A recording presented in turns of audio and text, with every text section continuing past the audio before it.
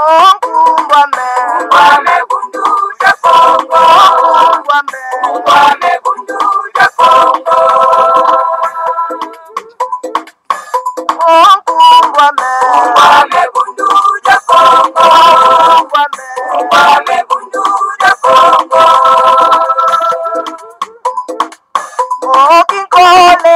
Kole kukongo ya mwenika. Kaya kila mani mumbangwe. Mukuluza kanda ya Kongo. Kanda ya Kongo.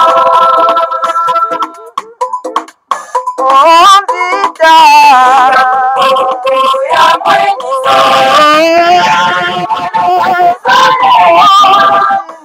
Kaya kila mani mumbangwe.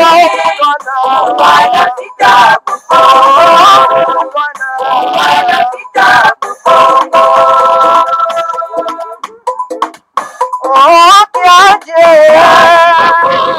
Ya mwenika. Kaya kila mani mumbangwe. Kanda ya Kongo. Kanda ya Kongo.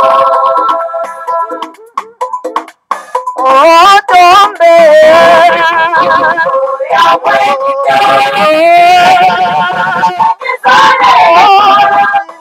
Kaya kila mani mumbangwe.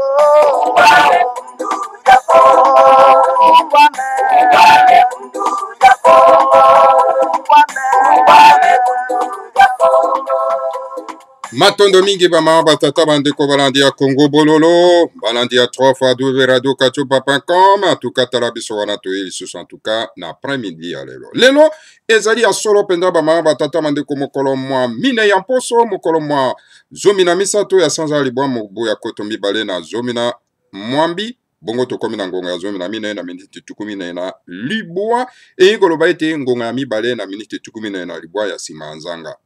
Toye, en tout cas, lisusu, en tout cas, l'après-midi, à l'Europe, on a été toko ka solo pena, ya solo pena, bon moment sano, ko solo la. Kasi lero, ezali un peu édition spéciale, bama batata bandeko Congo bololo. Et pas pito ke ko mata solo pena na ngomba ya kaila, bama batata bandeko pona ete toko solo pena ko sopela bino, vraiment édition spéciale Congo bololo. Pourquoi ils ont l'édition spéciale Congo Bololo? Parce que bama batata bandeko to kenda ki soro penda na archive ya le grand maître fomanda ensemi pona ko kenda ko récupérer soro penda en tout cas message na ye oyo apesaka na ngonga oyo asala ki soro penda inauguration ya mokanda mo centre ya biso baindo to bengi soro penda makongo bama batata bandeko nakati na message na ye wana bama batata bandeko ya inauguration asadresa ki soro pena tuka na ba mindele bama batata bandeko yango nakati na livre wana bama batata bandeko ngai na keno tina suka pona ete na kwa kozwa soro pena message oyo ya asadresa ki epai ya ba mindele bama batata bandeko yango donc nakati ya message wana tokozwa yango na deux tranches bama batata bandeko tokobanda nano na première tranche nango lelo bongo tokoya kosukisa peut-être nango lobi soki tozwi ngonga bama batata bandeko. Alors voilà, message, il y a les grands maîtres pas occidentaux, et vraiment, ils allaient vraiment très frappant, très intéressant.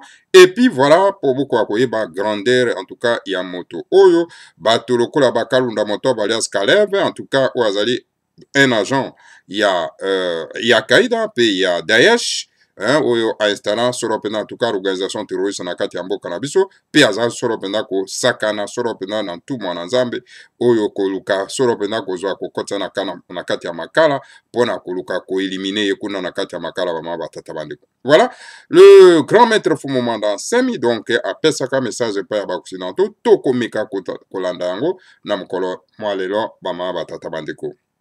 Yango nde toye na édition spéciale na kati na buku wana oyo ye en tout cas asadresaki message na apesaki na inauguration ya Makongo.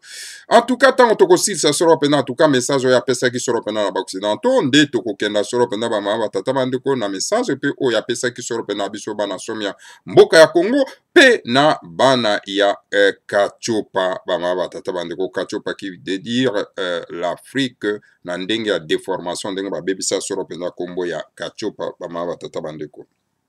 Voilà, maye oyo tolengeli mpo na bino na mokolo malamu bana tata bandeko. Kasi liboso ya kobanda bamama tata bandeko bana somi ya mboka ya Congo bana ya lisanga ya Ntimanti donc ya Confédération de l'Afrique centrale donc voilà oyo tokopesa bino tout simplement bamama tata bandeko concernant politique ya mboka situation eza toujours explosive boyebi yango très bien. Bomonaki bino moko donc ndenge Reinder oyo azali solo mpena en tout cas mokonzi ya politique na kati na Belgique oyo aza kosupporte donc Hippolyte Kanambe oyo aza na bokonzi na kati na mboka na biso bamama batata bandeko. Donc Hippolyte Kanambe oyo azali mwana tuti rwandais eke Reinder na bandeko na ye ya babelge baza kosupporte donc terroriste na kati ya mboka na biso bamama tata bandeko ye wana asaki tourne na kati na Afrique du Sud aleki na Angola pe aleki solo mpena en tout cas na mboka ya Congo diafwa oyo bobengi Congo Brazzaville. Alors est-ce que Reinder message nini nakoki aza komemela bango kuna po ete bandeko na biso oyo bazali vraiment assoiffé mpona ete en tout cas bakoka kodécoudre na Hippolyte Kanambe po akenda kolalisa bango pongi parce que nous savons très bien qu'en tout cas Reinder c'était un architecte n'est-ce pas ya kodéfendre n'est-ce pas terroriste wana baza na kati ya mboka bamama tata bandeko. Alors tokoyeba mai oyo bango balengeli kuna bamama tata bandeko. En plus de ça bamama tata bandeko tolobelaki bino mikolo oyo mutaki koleka concernant en tout cas présence il y a soi-disant entre guillemets les opposants na kati ya Belgique bamama tata bandeko. Pourquoi na Belgique? Pour faire quoi? Bamama tata bandeko bana lisanga Ntimanti. Ok, toyebi très bien que la Belgique soutient le terrorisme na kati na République démocratique du Congo. Alors donc voilà, tokolukana toyeba en profondeur donc tina na bango na kati na Belgique. Voilà en gros maye oyo en tout cas tokoki kopesa bino en passant parce que ezalaki nango pas vraiment intéressant po te tokoka kolobela yango kasi esengali kaka tokoka kopesa bino mon information en bref na maye mazali koleka kuna bamama batata bandeko bana lisanga Ntimanti. Alors sans kobosana en tout cas aussi Yaya Kasavubu azalaki eli solo penza en tout cas mokonzi ya diaspora donc bango basali gouvernement ya diaspora bamama batata bandeko epa pe bapresentaki équipe na bango. Alors donc tokoyeba solo penza en tout cas komirire yango mikolo mizali koya bamama batata bandeko. Donc toute chose eza toujours important mpona koluka importante je vais dire mpona koluka solo penza en tout cas kolongola bapaya oyo baye kovandela biso na mboka na biso na bénédiction n'est-ce pas ya vautour oyo ya mindele bamama batata bandeko baza solo mpenza kosala ete bango bavanda wana mpo basala massacre oyo bango baza kosala na mboka na biso Congo. Voilà bamama batata bandeko bana lisanga Ntimanti. Alors nangi na lancer non message pa bandeko na biso bamama batata bandeko noki bandeko baza koloba toluka to améliorer en tout cas site. Oui bien sûr to améliorer site bamama batata bandeko yango ezosenga ba moyen alors donc bato mosusu baza ko améliorer site na bango bamama batata bandeko pourtant baza kopesa bino ma message moko médiocre bazopesa bino message oyo vraiment ko permettre bino teke bokoma ba vrai nationaliste pour na ko défendre mabe na bino mais tala bango baza ko améliorer ba site na bango parce que on leur donne les moyens mais biso tala otoza ko pesa le message frappant oyo ya komema bato solo pena en tout cas na libération ya mboka. Alors moto moko te azosala geste mpona ete akoka solo pena en tout cas kosala biso ata moi geste ekopesa mwa quelque chose po améliorer site bamama batata bandeko ndeko moko na kati na mboka ya Brésil butaka bongo apropozaki ngai ke baekute soki naza na mwa moyen tokoka kopesa ye $150 po ete akoka koaméliorer quand même site na biso. Alors voilà bamama batata bandeko comme moyen ezali te, alors biso toza bakokoba na moyen de bord parce que aucune personne ya bonne volonté oyo atelemi mpona ete akoka solo mpena en tout cas kopropose biso quelque chose mpona ete tokoka solo mpena en tout cas koaméliorer site na biso bamama batata bandeko. Mais l'importance mpona biso bamama batata bandeko ezali kopesa message ke message ekomele pa bandeko, mais baoyo bamoni ke message eza kofrape bango esengeli bakoka kobouge mwa moke mpona kopesa biso quelque chose lisungi mpona ete tokoka koaméliorer site. Voilà, nyonso etikali na maboko na bino bamama batata bandeko bana lisanga ntimasi. Moi je fais que passer le message. Tokei na message, il y a le grand maître Fumomanda Nsemi à l'Occident, bamama batata bandeko. Un message pour l'Occident. Vers la fin du mois de mai 1969, profondément touché par la misère de la race noire mondiale et les désordres dans le monde entier, Nemanda Nsemi décida de jeûner tous les soirs de juin. L'objectif est de demander aux esprits supérieurs de sauver la race noire et d'éclairer le monde entier. Omoni message à l'Occident oyo naza kopesa bino le grand maître Fumomanda Nsemi na tire yango na kati na livre oyo ye akomaki na message oyo s'adressaki na bambassadeur na kati na Congo bamama batata bandeko epai wapi ntango asalaki inauguration ya livre sacré ya biso baindo qu'on appelle Makongo. Alors le grand maître Fumomanda Nsemi alobi na suka ya sanza ya mitano na mobu ya koto moko na kama libwa na tuku motoba na libwa ndenge amonaki vraiment azalaki vraiment touché na ndenge solo penza baindo baza komona pasi na mokili mobimba bamama batata bandeko. Alors donc azwaki mokano ya kosala ya kokila, c'est-à-dire kogene na chaque mois ya juin bamama batata bandeko mpona ete akoka komikila komikaba bamama batata bandeko komipesa mbeka mpona ete baindo bakoka kolongwa na pasi na likama oyo bango bakota na yango na kati ya mokili mobimba. Le 30 juin 1969, au cours d'une vision, un être très lumineux et très majestueux se présente. Alors na mobu ya koto moko na kama bwana tuku motoba na libwa na mokolo ya tuku misato na sanza ya motoba azwi vision, amoni vision bamama batata bandeko, amoni solo pena mutu moko monene pe ya moto penza bamama batata bandeko à se présenter et pas naïe. Il dit qu'il est le grand esprit Manda Congo qui entendit la prière des justes. Puis ce grand esprit continua en disant, alors à se présenter mutuana munene pe majestueux abimela ki Fumomanda Nsemi pa lobi na ye à se présenter lobi kenga nazali Manda Congo. Alors donc nayoki kolela na yo, nayoki losambo na yo, alors donc naiko se présenter et pas ya mutu oyo azali bopeto bamama batata bandeko pe akobi alobi boye. L'Occident a massacré des millions d'Africains dans son commerce d'esclaves. Le Dieu les savent, l'Occident aussi. Alors donc, ne Manda Congo alobi na Fumomanda Nsemi alobi mindela babomi baindo ebele na likambo etali solo penda kokanga bango na bombo.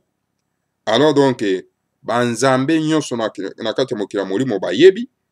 Alors donc mindele pe bayebi yango. L'Occident a colonisé l'Afrique sur des bases inhumaines. Le Dieu le savent, l'Occident aussi. Bamindele ba colonisé en tout cas baindo na lolenge moko penda ya mabe. Alors banzambe ya mokili ya molimo bayebi yango pe mindele bayebi yango. L'Occident est responsable de la misère économique actuelle de l'Afrique noire. Le Dieu le savent, l'Occident aussi. Mindele bazali responsable ya pasi ya likambo etali kita na kati na mboka ya Katiopa. Alors banzambe bayebi yango, banzambe na mokili ya molimo bayebi yango pe mindele bayebi yango aussi. L'Occident soutient le régime minoritaire et injuste des racistes beurre qui maltraite les Noirs en Afrique du Sud. Tout le monde le sait, le Dieu aussi. Mindele, boyebi yango très bien. Bazai responsable ya ko soutenir le régime raciste en Afrique du Sud. Oyo eza ko maltraiter solo penda baindo. Alors, banzambe na mokili ya molimo bayebi yango, pe mindele bayebi yango pe bango pe bayebi yango. L'Occident a tracé en Afrique des frontières insensées qui continue à faire couler le sang africain. Le Dieu le savent, l'Occident aussi. Mindele, bango bazali responsable ya kokata mindelo, oyo bango batia na kati na Katiopa ya lokuta ya mabe. Alors donc, banzambe na mokili ya molimo bayebi yango, pe mindele bayebi yango, bama batata bandeko. Les crimes de l'Occident en Afrique sont bien connus en Occident et dans le monde entier. Alors donc voilà, ba crime oyo nyonso to oyo mindele basali na kati na Katiopa na Afrique, donc eyebani, hein, en tout cas epa ya ba mindele pe eyebani na mokili ya molimo. Ainsi, l'Occident a une grosse dette vis-à-vis de l'Afrique noire. S'il refuse de la compenser, les lois de la justice divine finiront un jour par agir impitoyablement. L'économie du monde occidental ne se stabilisera plus jamais aussi longtemps que le peuple négro-africain, victime de l'Occident, continuera à pleurer sous les ongles de la misère cultivée par les hommes de l'Occident en Afrique. Le grand maître Foumandasse m'a poursuivi à l'obi. Na yango, mindele, bazana nyongo, monene, vis-à-vis na bana na Katiopa. Soki ba refuser, ba boy ko futa yango. Alors donc, mo beko ya tata Nzambe, soropenda, eko agir impitoyablement, et pas na bango ba tata bandeko. Économie, ya bamindele, eko se stabiliser te. Eko se stabiliser te, aussi longtemps que ba peuple négro-africain, aussi longtemps que ba indo, ba koko baka toujours comment na passe pe kolela. Ya victime ya nini, ya mindele, oyo baza ko nyokolo bango ba mama batata bandeko. Parce que misère oyo ba indo baza ko nyokwa mana yango, ezali solo penda mindele bato bazali responsable na yango. Alors, donc, nous continuons. La meilleure façon pour l'Occident de compenser ces crimes en Afrique, c'est de soutenir et de collaborer désormais avec ceux qui, en Afrique, travaillent donc réellement au salut et à la renaissance d'une Afrique authentique. Alors, pour être vraiment meilleure façon, il y a bamindele ya koluka ko compenser, hein, vraiment crime oyo bango basali na kati na Katiopa, ezali c'est-à-dire ko soutenir pe ko collaborer, en tout cas na ba oyo bazali ko sala mosala, bazali ko travailler, en tout cas réellement pona lobiko ya baindo pe pona mbotama ya Katiopa ya sika ba mama batata bandeko.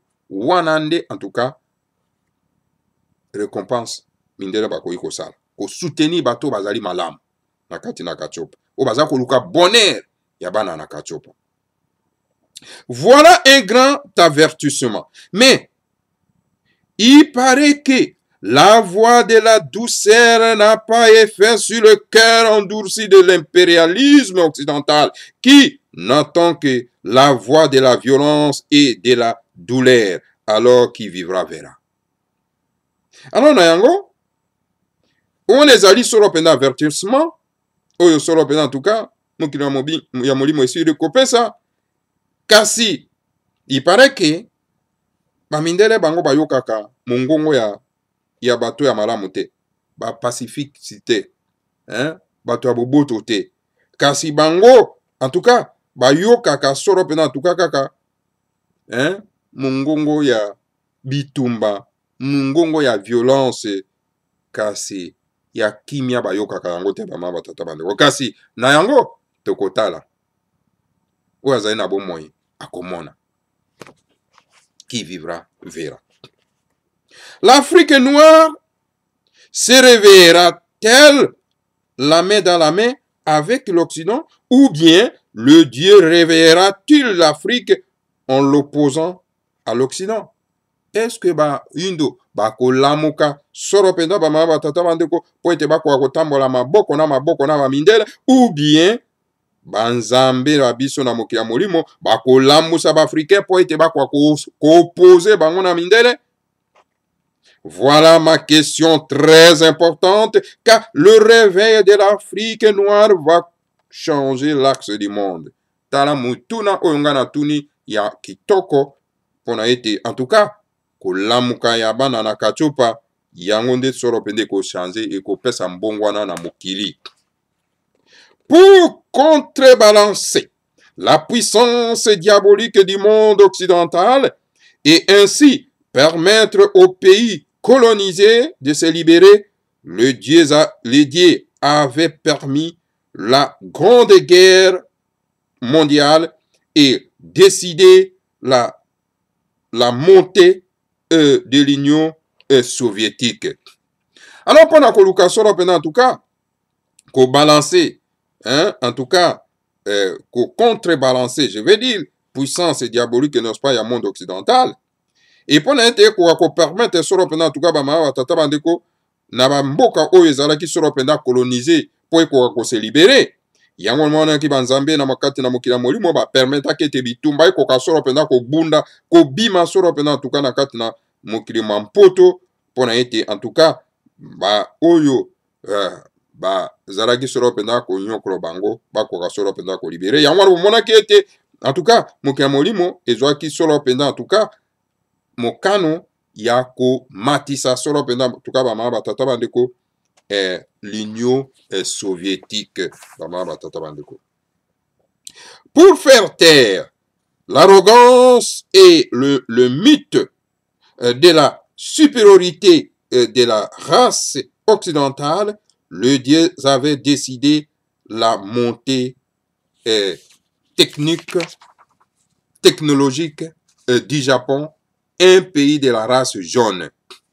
Alors donc voilà, bama batata bandeko, pona ete pona ko kolongola solo pena lo lendo, ya ki bolole bama batata bandeko toro babongo bama batata bandeko bolimbisi pona yango pona kolongola lo lendo ezanga tina solo pena bama batata bandeko ya oposo ya pembe. Donc yango no mona banzambe na mokati ya mokila molimo bazwaki mokano ya komatisa solo pena en tout cas technologie ya Japon oyo ezali solo pena en tout cas mboka ya loposo ya mosaka. Le racisme occidental sera mis devant une épreuve très rude lorsque va se matérialiser la décision actuelle que les dieux ont prise de réveiller l'Afrique noire. Alors na yango bama tata bandeko racisme ya mindele en tout cas ekozala mis en épreuve ya makasi tango oyo en tout cas mokano ya tata nzamba pungu tulendo eko se matérialiser et pour en tout cas ba nzambe ya pungu ba nzambe na biso na kata mokili ya molimo bazwi solo pena en tout cas décision ya kolamusa solo pena bana na kachopa bana baindo bazola la pongi bama batata bandeko. Le ciel et la terre se sont rencontrés. Le dieu Mwanda Congo a fécondé la terre africaine. Ainsi, l'Afrique noire est enceinte. Les douleurs prénatales sont déjà là. L'Afrique noire va bientôt mettre au monde son enfant terrible. Malheur à tous ceux qui tenteront de contrecarrer cet événement, car ils attireront sur leur pays des calamités qui les obligeront tôt ou tard à prendre leurs leçons par la souffrance. Alors donc voilà, likolo na mabele solo pena en tout cas, et s'il kokuta na bama batata bandeko, et pour rappeler en tout cas, Nzambe mwanda Congo, et pour rappeler en tout cas, asili solo pena ko fécondé mabele ya bana kachopa. Yango wana en tout cas, bana kachopa, bana ya baindo, bazali solo pena na zemi, baza na zemi. Alors, sikoyo, lokola baza na zemi, en tout cas, pasi ya kobota e komi koya bama batata bandeko. Alors, bana na kachopa, bako bota kala mingi te. Bako bota mwana oyo azali terrible bama batata bandeko. Kasi mawa na ba oyo, bako luka solo pena ko empêcher te mwana wana ko kobota ma. Bako empêcher événement wana ko akoya bama batata bandeko. Pamba te, soki baluki ko empêcher événement wana ko kakoya, bako benda solo pena en tout cas, pasi pe mawa na kati na mboka na bango, et que bakozala obligé tôt ou tard bama batata bandeko ba prendre solo pena leçon na bango par la souffrance. Quant à toi, oh Nemwanda Nsemi, sers-toi du Congo comme instrument pour réveiller l'Afrique et éclairer le monde entier, car telle est la dernière du Congo, j'ai dit. Voilà bama batata bandeko.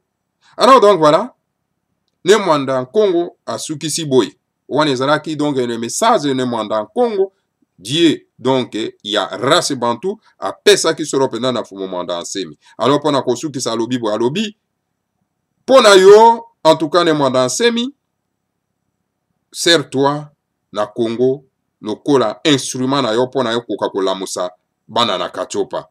Oko akofungula bango, o éclairer bango, o éclairer mokili, o fungula mokili, pamba te, o wana ezali solo penda destiné ya Congo.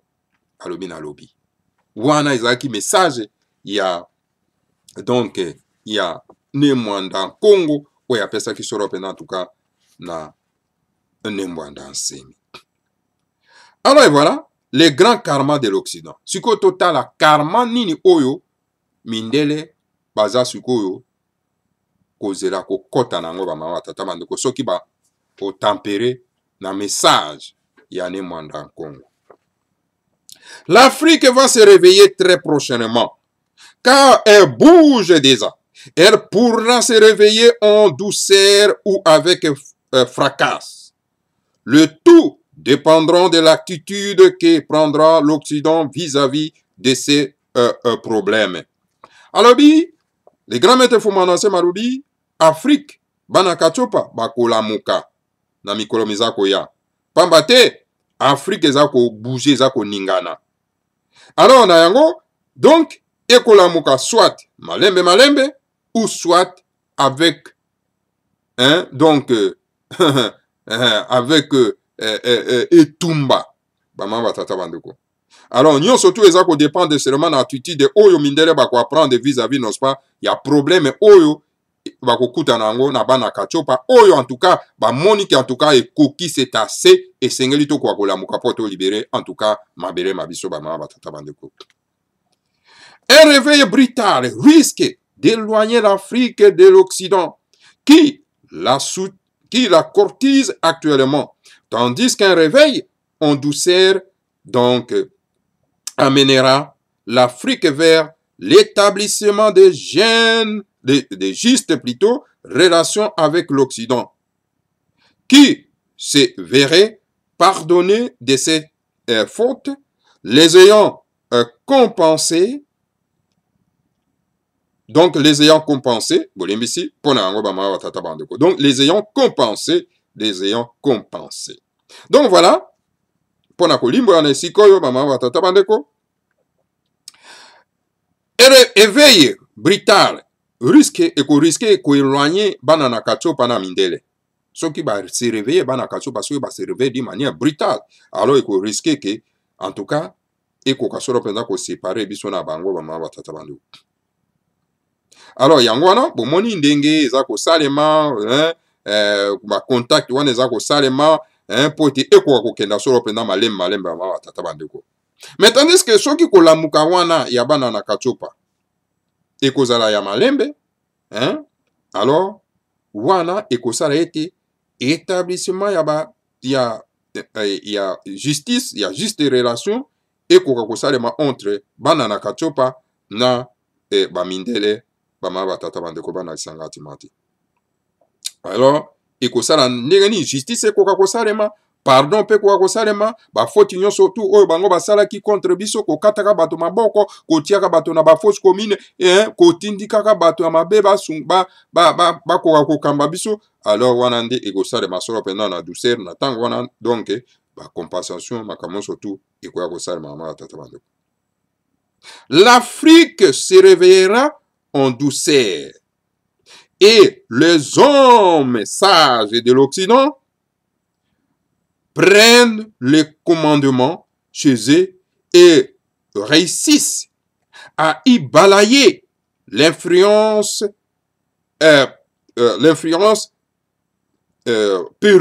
pernicieuse des groupes réactionnaires du genre Boers de Bond, Viking, Occident, l'actuel l'actuel Chile, le Ku Klux Klan et autres tenances du racisme blanc. Alors donc, l'Africain, bakolamuka en douceur. Yango ko dépend de l'attitude de nos frères mindele. Et pas en tout cas, et sengeli basage ya mindele bakoka solo penda ko se débarrasser na ba raciste o baza ko konza bango na kati na bamboka na bango. Ko se débarrasser na ba Ku Klux Klan, boyebi ba groupe wana ridicule raciste etc. Mama batata bandeko, yango eko permettre ete donc na tango wana mokili ko kotambola ba africain bakoka solo penda na tango wana ko zala na bango ilongo bamama batata bandeko. Mais si l'opinion occidentale se laisse mouler par les idées réactionnaires et que les tenants du racisme occidental prennent les dessus, alors l'Afrique se verra forcée de se réveiller à la manière du Vietnam. Alors, ce qui, en tout cas, l'opinion ya mindele, en tout cas, ce qui basali effort nyonso tu wana, ya ete Afrique, bakoka bango kuna bakoka se débarrasser na bato wana ya mabe, et que bato ya malamu bakoma solo penza na bokonzi na kati na bamboka na bango, bamama batata bandeko, alors na tango wana, en tout cas, ekozala malamu pona bana na katsopa. Mais soki te, en tout cas, wana en tout cas, tokoya kokota na lolenge ndenge ba Vietnamien base liberaki na tango oyo ba Américain bakendaki kokonza bango bamama batata bandeko. Et une fois de plus, le racisme occidental aura à subir une rude épreuve, car la victoire finale appartient à l'Africansia. Alors, na tango wana, tango ba Africain bakolamuka na lolenge oyo ba Vietnamien balamukaki, po ete bakoka kose débarrasser na bato baza konyokola bango, alors na tango wana en tout cas mindele bakokota solo pena na épreuve moko très difficile oyo epape en tout cas ba Africain bango bakozwa ilonga na bango bamama batata bandeko.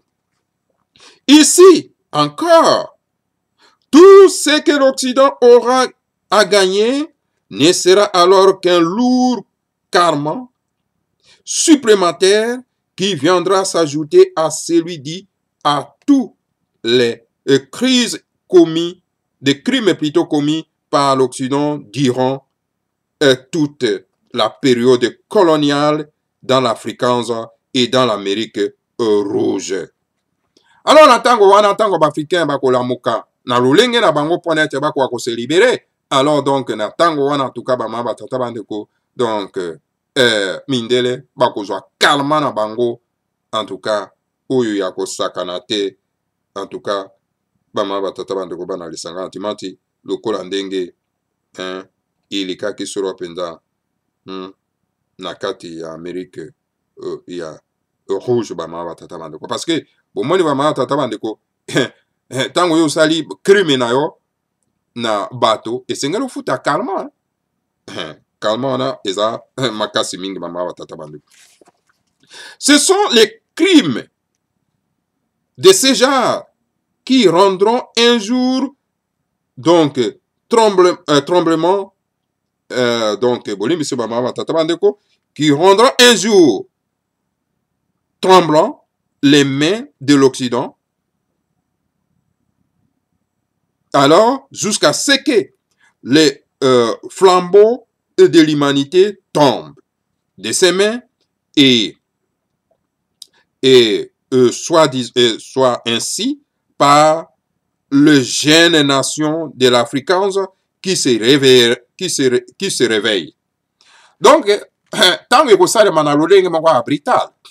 Alors donc na tango wana tuka ba mama batata bandeko alors mindere bako ningana pe bako lenga alors ba mama batata bandeko na tango wana tuka e vous a déjà tota parce que bana na kachopa basi ba lamuki pe ba jule dessus na bango ba simbi soro pe na tuka bokonzi na bango na makasi ba mama batata bandeko parce que bako banga isusu eloko moko te ba mama batata bandeko. C'est là bien sûr l'Occident les craint. Oui, il y a ça. Et pour éviter cela, le racisme occidental multiplie des actions insensées dont le seul résultat final sera l'acquisition d'un nouveau calmant et qui entraînera l'accélération du processus de précipitation du désastre redouté. Alors na tango wana minde bango baza kobanga alors tango bango bakoluka suro pena tuka lolenge na bango na tuka ya kobanga pona ete bakoka kozwa basala réaction contre en tout cas ndenge baindo balingi balamuka alors donc bakotire bakobenda bakarma na kati na bamboka na bango bamama batata bandeko. Alors donc na tango wana ekoprécipité bango na kati ya désastre na souffrance na likama na bamboka na bango bamama batata bandeko bana lisanga antimati. Voilà, c'est un message au les grands maîtres Fumwana Semi azako pesa soro pena na mindere. Durant l'époque coloniale, les Bakongo habitant le Congo belge, l'actuel RDC, donc à l'époque actuelle Zaïre, avaient l'impression que leurs frères Bakongo du Congo français étaient moins brutalisés et que la colonisation française était plus souple que la rigide colonisation belge. Puis, le général de Gaulle était venu donner une promesse d'émancipation aux Africains pendant la Deuxième Guerre mondiale. Na époque ya colonisation, Bakongo oyo baza kovanda na kati na Congo belge. En tout cas, lelo en tout cas tobengi yango RDC na époque donc Zaïre. Bazaki na impression que en tout cas ba frère na bango ba Congo ya Congo français, bango bazalaki moins brutal que bango. Alors que la colonisation française yango ezalaki un peu moins souple, hein? Alors que la colonisation belge ezalaki trop brutal boyebi yango ba mama batata bandeko kataka bato maboko kuliaka bato mibesu donc bazalaki ba cannibale ba mama batata bandeko ba belge wana. Alors tango wana en tout cas général de Gaulle ayaki kopesa sa promesse en tout cas na ba africain, hein, na likambo etali indépendance na sima ya Deuxième Guerre mondiale. Et lorsque la France gaulliste s'est mis à accorder les autonomies à ses colonies, la balance des Bakongo du Congo belge avait complètement penché en faveur de la France. Alors, tango de Gaulle a eu sa indépendance na Bakongo ya oyo bazalaki kokonzama na ba français. Alors sikoyo balance ya Bakongo et siko ko penser makanisi ya Bakongo siko kokoma na ngambo ya ba français bolingo ya bakongo ekomi kokoma na ngambo ya ba français. Ainsi l'opinion publique Congo disait yango wana opinion publique Congo elobaki boye: nous allons nous soulever encore et demander l'indépendance. Tokotelema pe tokose soulever po te tokozali panda. Après l'avoir obtenu, nous allons coopérer avec tous les pays du monde. Mais nos alliés de premier plan seront l'Allemagne, le Japon, la France et l'Amérique. Alobi tokotelema pe tokose soulever po te tokozwa indépendance na biso. Et alors tant que tokozwa indépendance na biso, ba allié na biso principal ekozala Allemagne, donc na premier plan, et puis Japon, France, puis Amérique. Notez en passant qu'à cette époque, les Bakongo avaient encore peur du communisme, dont l'Église catholique disait que le communisme ne croit pas en Dieu. Alors, n'aimez pas celui qui parle de Dieu. Alors, ne pas parler de Dieu, c'est très difficile pour les Bakongo, dont la plupart des chefs réputés ont toujours été des Makandala, comme Vitakipa, Mbianda Ngunga, Buta, Bweta Mbongo, alors Kimbangu, Matwa, Mbumba, Matai Mwanda, etc., etc. Alors, yebango très bien que na koleka, na époque wana na keke wana, ba Congo, bazalaka ya kobanga ba communiste.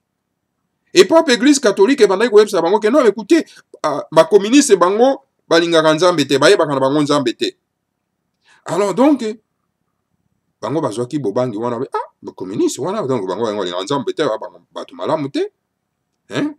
Alors, bango epana bango ezalaki très difficile pour ete bako asoro pena kozana sepatina ba communiste parce que bango balingaka nzambe te parce que bakotisaki bango makanzi wana na église catholique ba mama tata bandeko.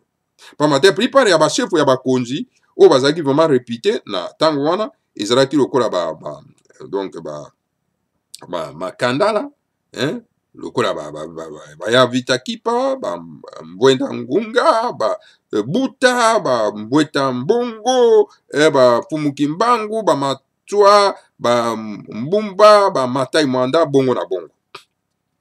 Notez que la tradition Congo appelle Makandala un sage qui est sacré, chef politique et religieux. Yebango très bien que Makandala ezali solo pena en tout cas, moto o yazali sacré na nzela ya politique, pe na nzela ya bonzambe. En janvier 1959, se produit une grande révolution à Kinshasa. Révolution dont les menteurs, les meneurs, je veux dire, dont les meneurs sont tous des Bakongo du parti politique Abako, Alliance des Bakongo. Alors, si on a Mobuko Tomoko na kama libwa na tuko mitan na libwa, événement yaki makase na kati na Kinshasa ba maba tata bandeko révolution yango pe toza kozela na kati na Congo lero ba maba tata bandeko révolution yaki na kati na mboka bato bazaki ba meneur ya révolution wana ezalaki tout simplement ba Congo ya parti politique ya Bako. Les autres bazaki ata na kati te. Ils demandent l'indépendance. Les meneurs arrêtés. Le lead Congo va chercher un avocat dans ce qu'il appelle un pays ami. Et cet avocat, c'est Maître Croquet, un Français devenu très populaire chez les Bakongo de l'actuel RDC, ou l'actuel Zaïre à l'époque. Grâce à cet avocat, la France avait réussi à gagner le cœur des Bakongo qui étaient déjà très disposés à oublier tous les crimes que la France avait commis dans le royaume du Congo. Na janvier na sanza ya Yambo ya mobu ya koto moko na kama libwa na tukumita na libwa. Alors donc révolution salemaki na kati na mboka na biso ba mama tata bando ko pa wa pezalaki solo pena dirigé par Abako. Alors tant wana babengaki solo pena ba kwa kozwali panda. Alors ba élite na bango yoso to bakangaki bango. batie bango na baboloko bamususu babomi bango bamama batata bango. Alors donc bakongo bazalaki obligé sikoyo ya kokenda koluka avocat epai bafrançais bamama batata bandeko mpona ete bakoka solo mpenza en tout cas kodefendre bango na bandeko na bango nyonso tu oyo bakangaki bango bamama batata bandeko. Kasi bango bakongo bazalaki prêt ya kobosana solo mpenza en tout cas crime oyo nyonso tu bafrançais basalaki contre bakongo na kati ya royaume ya Congo. Avoir les Bakongo comme ses alliés en Afrique centrale est un avantage certain. Pour la France, les Belges le savent très bien. Alors donc, aux avocats na ba français et pas ba français, ils allaient avantage moko monene en tout cas pour la France maman batata bandeko ba Belge ba yebaki yango malamu. Mais hélas, car la CIA avait réussi à renverser le président Kasavubu, qui était pourtant un Congo très modéré,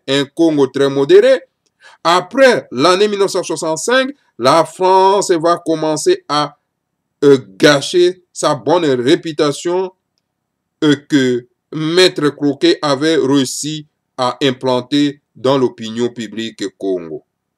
Alors, en tant que CIA, ayaka suru kolongola soro pena Kasavubu na bokonzi. Alors na tango wana en tout cas bakongo bazaki sous na confiance na bato te. Et pourtant Kasavubu azaki soro pena moto azaki modéré, moto malamu. Alors tala bango suko ba français bayaki ko gâcher soro pena relation na bango na bakongo. Oyo Maître Coquet asiraki soro pena ko kotsa bango ba mawa tata bandeko. Et lorsque les leaders politiques Congo vont commencer à mourir en cascade, et qu'un certain prophète Congo révélera qui meurent tous empoisonnés par les espions de l'Occident, les Bakongo commençaient à se gratter la tête. Les Bakongo se sont alors divisés en 3 camps, en 3 groupes. Alors tango bakongo bamonaki ke bandeko na bango bakomi kokufa ko empoisonner bango minde baza ko empoisonner bango baza ko boma bango, alors bakongo bakomi suruko kwanza suki na moto. Alors donc na tango wana confiance na bango isilaki kosila bama batata bandeko. Alors monaki na tango wana bakongo bamikabolaki so pena biteni misato na miteni ebele bama batata bandeko na biteni misato toloba. Le premier groupe dit: désormais nous ne pouvons plus compter que sur l'Allemagne et le Japon, car la France est opportuniste et les USA nous ont abandonnés, nous ont déçus. Alors premier groupe lobby, en tout cas, désormais tu peux compter sur kaka sur l'Allemagne na Japon. Alors tu peux compter na Américain, parce que l'Américain va abandonner Bissou, puis va décevoir Bissou. Le deuxième groupe dit comme allié: nous ne pouvons désormais que compter sur l'Allemagne, le Japon et la Chine populaire. Alors, le deuxième groupe, en tout cas, tu peux compter sur l'Allemagne, le Japon et puis la Chine populaire. Et enfin, le troisième groupe dit: nos alliés ne pouvaient désormais être que la Russie, Cuba ou la Chine populaire. Les Bakongo ont perdu la peur du communisme et du coup, donc, Augustine Noto, un marxiste de Congo, est brusquement devenu plus populaire encore dans les Bas-Congo, dans les Congo central. Donc voilà, on est avec troisième groupe. Troisième groupe est en tout cas, biso en tout cas, tokozala balié na biso ekozala kaka Russie, Cuba, pe na Chine populaire. Alors, tala ba Congo balongoli bobangi ya communisme, en tout cas, ba communisme ba commission européenne en tout cas, ba mina bango ba ma batata bandeko. Yango no monaki en tout cas, oyo tobengi solo pena en tout cas, na kombo ya Augustine Neto, akom azaki marxiste, akoma ki solo pena brusquement populaire na kati ya Congo central otobengi lelo na époque wana en tout cas banayi kobenga solo mpenza baza ye. Mais pourquoi la CIA avait-elle fait renverser le président Kasavubu? Mais pour la nini CIA a renversé qui président Kasavubu? Bama batata bandeko tokongana okotala yango nano na esika oyo. Pour la nini CIA a renversé qui président et Kasavubu? Totala yango nano na kimia nyonso bama batata bandeko. Avant de répondre à cette question, nous allons d'abord faire marcher en arrière pour dire quelques mots de l'historique de l'indépendance de l'ex-Congo belge. Avant tout koyana na mutuna wana, tozonga nano sima totala nanu, mai oyo solo pena tuka ba mawa tabandeko elekaki solo pena na mboka ya Congo belge. Lorsque l'Occident arriva en Afrique centrale, occidentale, en 1482, il trouvait un vaste pays appelé le Royaume du Congo qui s'était mis à morceler pour l'affaiblir. Ensuite, le dominer. Alors, tant que bakomaki na kati la Royaume comme na 1482, bakutaki Royaume Congo ezalaki monene, alors pona bango mindele esengeli siko ko kata mboka wana pe sikoyo pona ete bako asolo penda ko konza yango bama tata bandeko. À la conférence de Berlin en 1885, le royaume du Congo fut divisé en plusieurs morceaux, en donnant une partie à la France, à la Belgique, au Portugal, à l'Angleterre et à l'Allemagne. Alors donc, tala royaume ya Congo na conférence de Berlin ba divisé yango, ba kati yango biteni na biteni, ba pese eteni mosusu na ba portugais, eteni mosusu na ba belge, était le mosus là-bas français. Alors, à la Belgique, voilà, au Portugal, en Angleterre et en Allemagne. Alors, ces pays se sont alors mis à tracer des frontières qui n'ont pas de sens. Des frontières insensées, qu'on peut dire, à l'intérieur d'un même peuple, et proclamant que ces frontières sont sacrées. Alors, bango baye, ba kaboli, ba kolomboka, ba tie mindelo ya lokuta, ba lobi ke mindelo wana ezali sacré, et ezali ya monsanto. À la partie Congo qu'elle avait obtenue, la France annexe d'autres territoires périphériques et fonde ce que la colonisation va appeler le Congo français, puis l'AF, c'est-à-dire l'Afrique équatoriale française. Alors, ba français tant bazo ke te na bango, ba zu susu ba ke ko annexaka susu ba biteni mosusu ba bengi yango. Donc le Congo français. À la partie Congo qu'elle avait reçue, la Belgique annexe certaines terres des autres nationalités, tribus, périphériques, et fonde le Congo belge dont nous parlons. Et côté ba belge, bango pe allez. Ba ke gozoka ba tribu mosusu, c'est-à-dire ba nationalité mosusu, ba annexé yango na kati ya eteni o bango bazwaki. Pour commencer, j'affirme que le héros national de l'indépendance de l'ex-Congo belge, c'est bel et bien le grand sage Kimbangu et non Monsieur Lumumba ou Monsieur Kasavubu. Alors, en tout cas, ponako banda, naza ko confirmer bino yango awa ete indépendance ya Congo belge, maman tata bandeko, donc euro na yango ezali bel et bien en tout cas un fumu Kimbangu, ezali Lumumba te oyo bino bo glorifiaka awa na kati na ba media na bino maman tata bandeko pe ezali pe Kasavubu te, ezali donc Mbuta Kimbangu. C'est seulement en 1945 que M. Kasavubu commença à faire la politique. Mais tandis que M. Lumumba ne commencera que vers les années 1958. Bon, on est que Lumumba, Kasavubu abandaki politique tout simplement donc en 1945, na Mobutu Sese Kamali mwana tukumi na mitano, et que Lumumba aiko kusala politique na yeke na 1958 donc na Mobutu Tumwa kama ilikuwa na tukumitano na Mwambi. En 1921, les sages Kimbangu se lèvent dans le Congo central, guérit les malades, ressuscite les morts, fait beaucoup de miracles qui attirent des foules immenses autour de lui.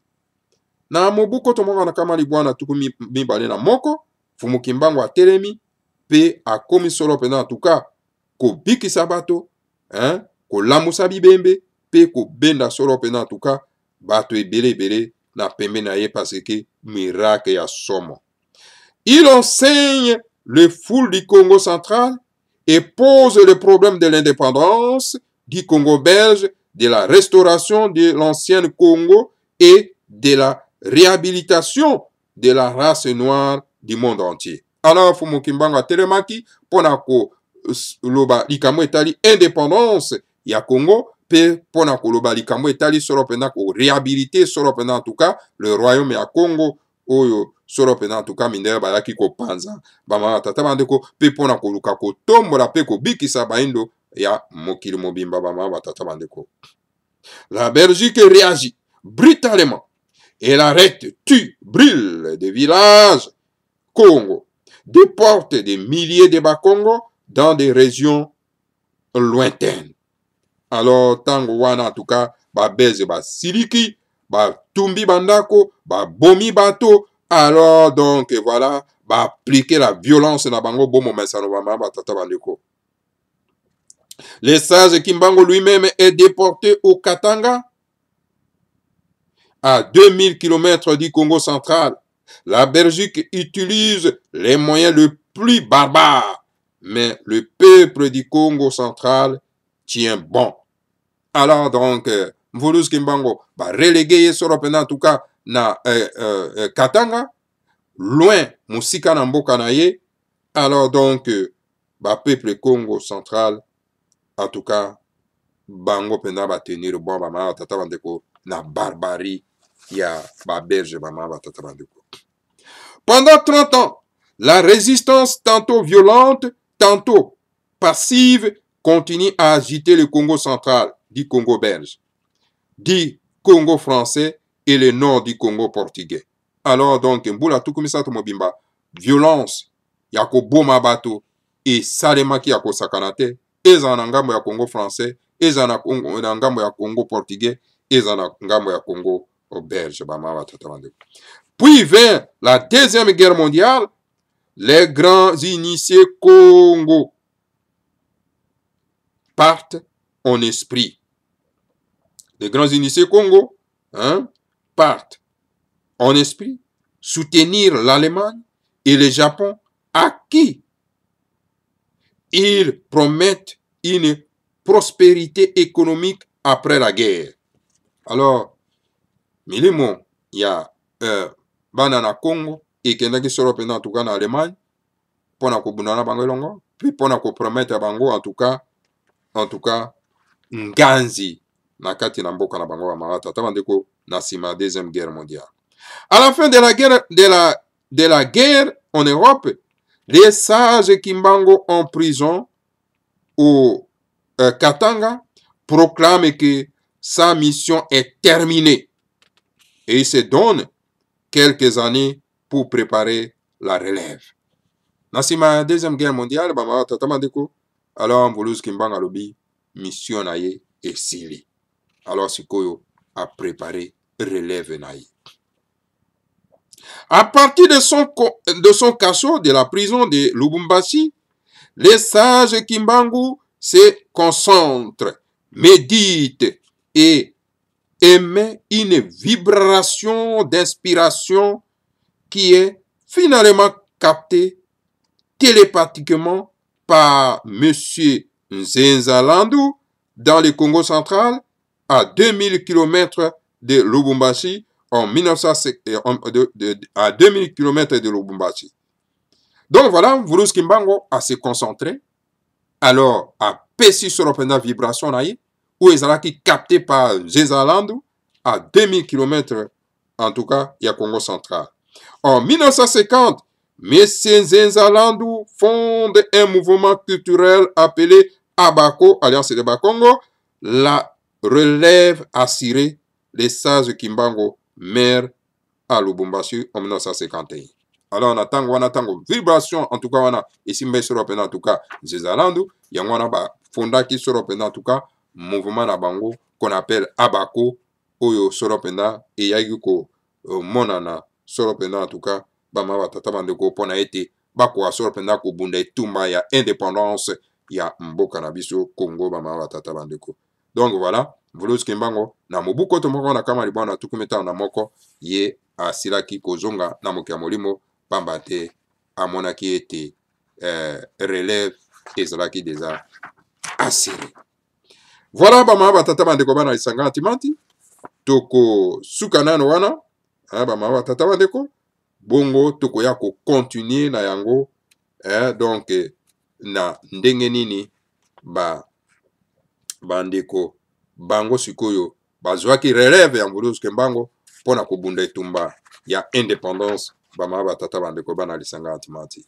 Donc voilà, presque 1 heure bama batata bandeko auto sololi awa toko suivre en tout cas torobaki ke toko sala yango a 2 tranches bama batata bandeko bongo tokoya koyeba soro pena en tout cas koyako yeba suite ya makambo parce que on ezali message o les grands maîtres fondants semi apesa ki na occident alors to koyeba conclusion ya message oyo ye apesa ki na monde occidental bama batata bandeko bana lisanga antimati. Donc voilà wanande toko koba lisusu na quelques années plus tard ndenge nini en tout cas Mbutaka Savubu akomaki élu président de la République. Donc to suki wana pona mokolo malelo to kobili susu en tout cas bama batata bandeko donc na mokolo malobi soki to zingonga ou bien en tout cas mokolo ekolanda bama batata bandeko bana isanga antimati. Matondo mingi na bino banso o bolandi biso en tout cas bandeko balingi ko se procurer en tout cas livre wana ya discours ya inauguration ya livre sake ya religion Congo ya bana baindo bakoki solo penda ko contacter Mbuta Mbumba to pe Nendo Mbasi na mboka ya Bruxelles po ete bakoka ko se procurer nango po batanga en tout cas ezali très important wana parce que tokende na côté ya suka ya wana to zina message oyo en tout cas les grands maîtres à s'adresser qui na ba occidentaux. Alors donc tango toko silisa yango bongo tokoya ko banda message oyo en tout cas les grands maîtres apesa pour na biso bana na kachopa. Alors bongo tokoya ko sukisa na livre mobimba wa tata bandeko matondo mingi na bino bonso oyo bolandi biso. Voilà donc pona bandeko na biso toujours baza na problème ya hémorroïde lobi te ki sezali awa. Alors bosala effort totika na pona 3 personnes lo ya 3 personnes. Alors bo baza na ngona bosenga bakwa ko benga biso po ete bakwa zo yango po ete bakwa ko misunga na yango. Matondo mingi na bino bonso que le Seigneur à Congo vous bénisse tous, bénisse Fumumanda Semi et bénisse la République fédérale du Congo, Ingeta, Ibobo et Ibobo. Matondo.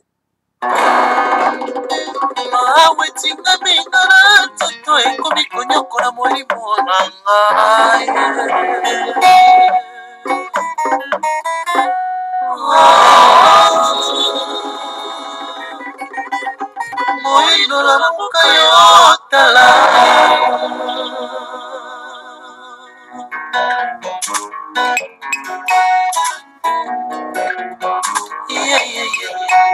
nakolela o mwana mawa nakolela na susi yango nini moto moido onini yo kaka boye bakokosa yo kotala osokomona ezangi yo te naivete na yo vraimen esali yo mabe nzambe na yo nyonso babengi bondoki yolobi no amen bokoko na yo nyonso babengi koluka yozongisi kimia bakoko na yo nyonso baza na lifelo bakokotalola te yo moko kokotalola se na kombo na yesu.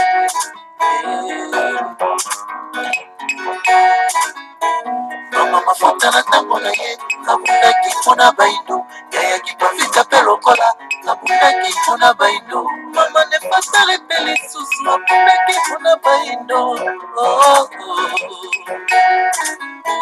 yoka lokole na suka mboka ezali koloba mpona mabanga ekonoka etikali mokie zongela bokoko na yo moyindo zongela bokoko na yo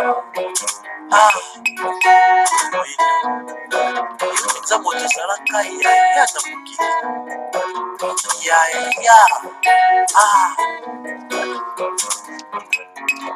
mafuta ye mayaya yebia libota na libota ndenge ata nzambe mokili akila apesa kilo limekati bakokota na ye bakomunyo ya mboka mwafe lotave mabota mingi mpe batikala lolenge bakoko babango batambolaki na motane wende yango te ezali makasi molimo babango kasi yo yaya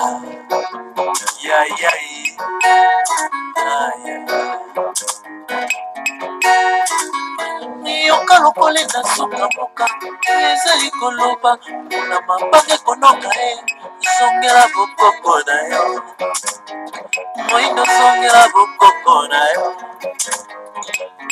zongela bakoko na yo zete bakati na mosisa ekosuka ekotoka mpe ekokoma nkoli ya baleki nzela ye okotia na moto